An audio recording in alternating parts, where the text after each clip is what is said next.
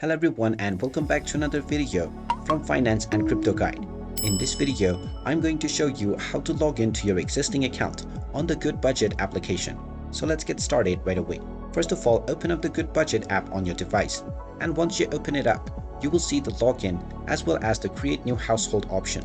Go ahead and click on the login button to log into your existing account, and you will be asked to enter your credentials. Just type in your household name or your email address within the email address section, and then enter your account password underneath within the password box. You can then click on the login button and you will be logged into your Goodbudget account right away. In case you have forgotten your password, you will also find the forgot password option next to the password box within the login page, which you can click on in order to reset your credentials. And there you have it. That is how easy it is to log into your existing account on Goodbudget. If you find this video helpful, make sure you hit that like button and subscribe to our channel if you haven't done so already.